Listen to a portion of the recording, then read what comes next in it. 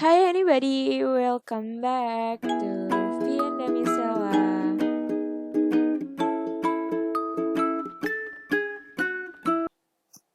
Oke, di sini ini materi pertamanya ya. Jadi nanti saya akan bikin berkelanjutan gitu. Jadi ini part satunya. Yuk, kita simak. Komputer. Komputer itu apa sih? Nih, komputer itu pada dasarnya dibuat untuk sebagai alat bantu hitung. Dan sekarang alat bantu hitung seperti komputer ini bukan sekedar sebagai kalkulator gitu hanya untuk menghitung, tapi sekarang alat bantu hitung ini telah dimodernkan dan diperbaharui dengan memiliki CPU, terus bisa menginput, output, dan beberapa komponen lainnya. Dan sedikit cerita aja, pada awalnya komputer itu dibuat sebesar satu ruangan. Dan sekarang komputer yang bisa kita lihat, bahkan yang kita pakai sekarang, itu komputer yang bisa digenggam. Jadi bayangkan dari yang besar banget, terus mengerucut sampai kecil. Kita nggak tahu nih beberapa tahun ke depan bisa aja kita nggak perlu megang si komputer itu, tapi kita bisa menggunakannya gitu. Ya kan? Karena nggak ada yang tahu. Di masa lalu pun gak ada yang tahu kalau misalnya komputer yang satu ruangan itu bisa hanya satu kali klik bisa mencari tahu isi dunia. Ya itulah setidaknya gambaran-gambaran kecilnya. Nah, tadi kan udah bahas komputer. Di sini ada sistem komputer. Berarti sistem itu apa sih? Sistem itu bersifat jamak, yaitu kumpulan divisi komponen unit peripheral subsystem, dan bersifat kerjasama, yaitu ketertarikannya antara di primer yang berkelanjutan ke CPU dan fatal error. Kemudian ada sekundernya juga, yaitu tidak maksimal. Dan selain bersifat kerjasama, sistem juga bersifat pekerjaan, yaitu goal setting atau tujuan pengaturannya. Jadi, kalau misalnya kita bisa simpulkan, sistem komputer ini adalah kumpulan perangkat-perangkat komputer yang saling berhubungan dan berinteraksi satu sama lain untuk melakukan proses pengolahan data sehingga dapat menghasilkan informasi yang diharapkan oleh penggunanya. Perangkat yang terdapat pada sistem komputer diantaranya hardware, software, dan juga brainware.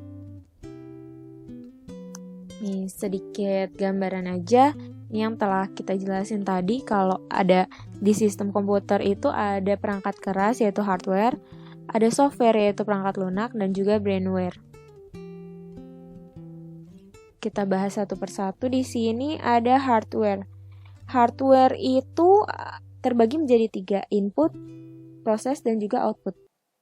Di input ini sebenarnya banyak banget perangkat keras untuk memasukkan data, yaitu untuk menginput. Tapi di sini saya mencontohkan ada yang paling sering kita gunakan yaitu keyboard. Selain keyboard ada juga scanner, mouse, mic, joystick, dan juga printer.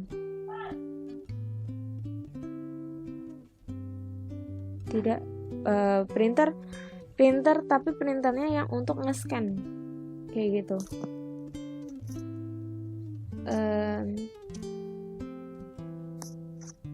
Oke. Kemudian ada proses.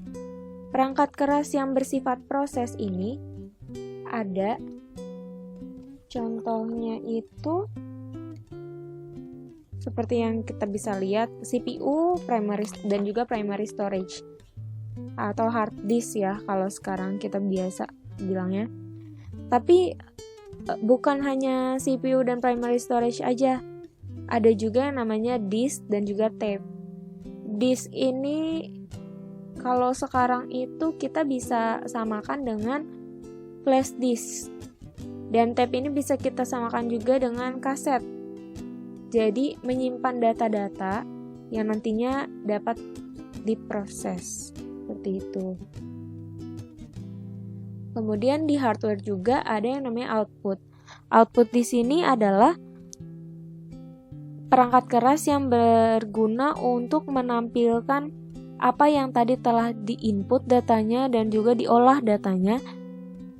Dan akhirnya kita bisa lihat gitu. Contoh, yang saat ini kalian lihat di layar monitor kalian itu adalah output dari proses yang panjang gitu loh. Misalnya prosesnya itu adalah proses saya membuat video ini, kemudian saya edit dulu, dan setelah saya edit dari komputer ini menghasilkanlah gambar yang seperti ini, yang seperti kalian lihat sekarang, seperti itu. Oke, untuk output itu ada beberapa contoh hardware yang output. Itu ada printer, speaker, dan juga headphone.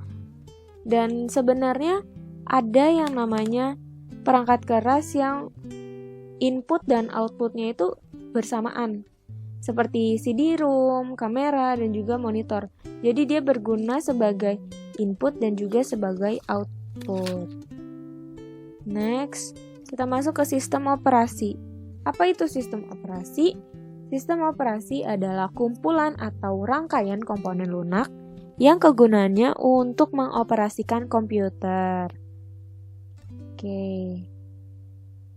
Nah, sebenarnya sistem operasi ini banyak ya. Sistem operasi ini contohnya itu kayak Windows, Linux, itu untuk di komputer. Tapi untuk di handphone kita bisa lihat ada iOS, ya kan?